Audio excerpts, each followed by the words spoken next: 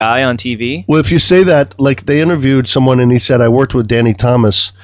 Gilbert Gottfried just lost it, and he's like, don't ever use his coffee table. Don't ever put anything on that. We have to be careful, delicate with this. But Danny Thomas apparently had a fetish where he would lay under a coffee table, and then prostitutes would be on top of the coffee table, and then they would take care of business and leave. They would leave a souvenir for him on the coffee table. Wow. And that was his fetish. Make room for Daddy. Make room for Daddy's coffee table. Whoa. Gilbert Gottfried knows all of these rumors, and he knows all the stories. So you could just say something like, what was it they were talking about? There was a really good one. I have to look this guy's name up. Hollywood Squares, Paul Lynde. Paul Lynde. Yeah, he was really funny, that guy. Yeah, Paul Lynde. And I guess he didn't really have much of a career outside of that because he was gay in the 1970s, and that was pretty much a career limiter back then. Right? He was gay?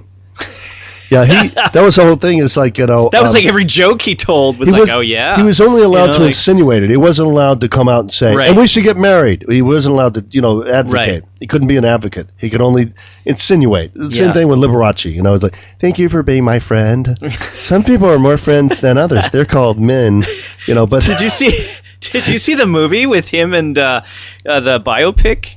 No. It was Michael Douglas played. Oh, he played Liberace. It was good. It was really good. But Liberace was a really screwed up guy. Huh? Like he had his boyfriend to get his face like plastic surgery to look more like him. He wanted to sleep with himself. I heard a psychiatrist. Boy, we're going to get a lot of mail on this. Bizarre. But I heard a psychiatrist back in the 80s, a long time ago, say that.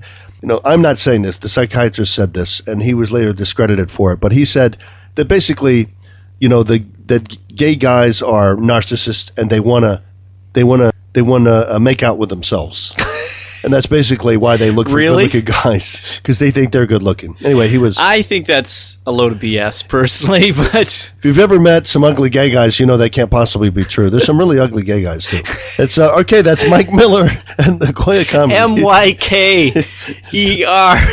So I am the PC person over here. I am the PC person. Gilbert Gottfried, there's all these. He's a huge nerd for these obscure movies, Addams Family and all of those. He loves those. So that's what I listen to. There's Jay Moore. I was talking to Jay Moore the other day, and I said, Jay, you do a little bit too much name dropping. What? Right? Yeah. Jay Moore, he's good. You ran into him in an airport too.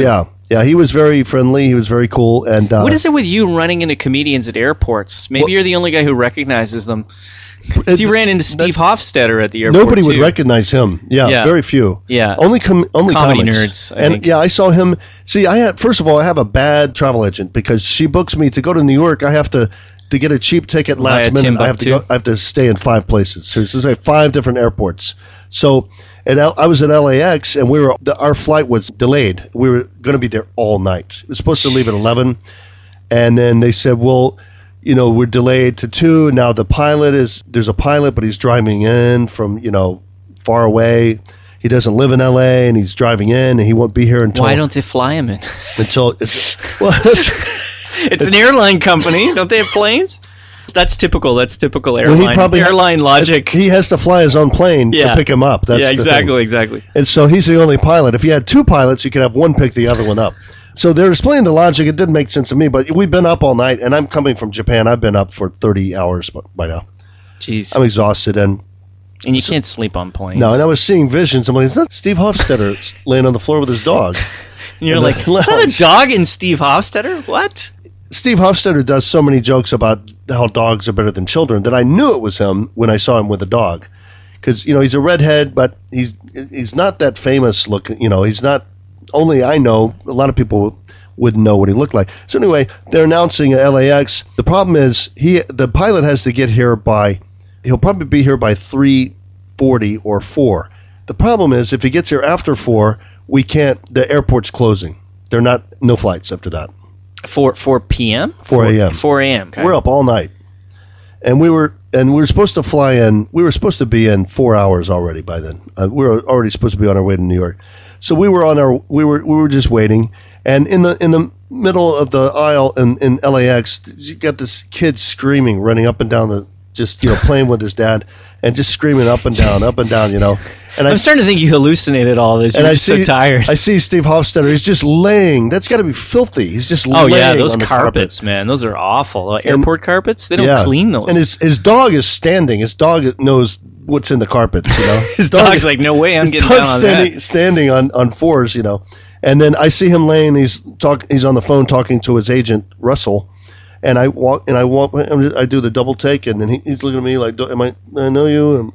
Yeah, so, that uncomfortable moment where he probably thinks that maybe he knows you from somewhere, and he's like, do I know that guy? Is he an agent or something? And I walked up, and he was on the phone, and I said, I know you're on the phone, but I said, that's your bit right there with the kid screaming up and down. I said, definitely do that one with the dog.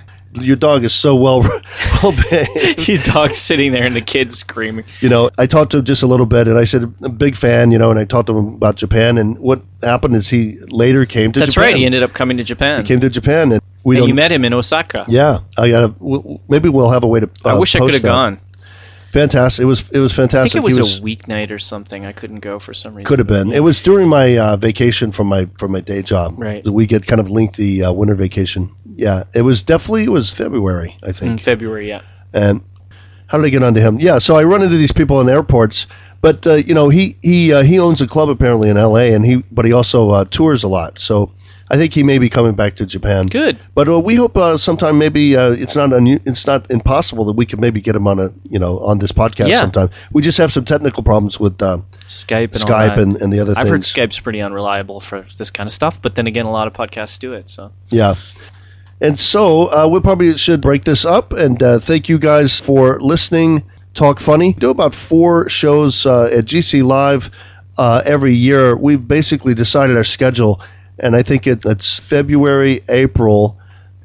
Help me out here. It's February, April, June, September. Yeah, something like that. November. So that's 5 times a year. If it's not one of those months, we'll be at another place either in Gifu or some other clubs in Nagoya. So check us out at Nagoyacomedy.com. Hoping to expand as well beyond Nagoya if we can to we played Gifu, but maybe Shizuoka or Kobe or something like we're trying to make arrangements in Shizuoka and Kobe, and that's kind of a long-term thing.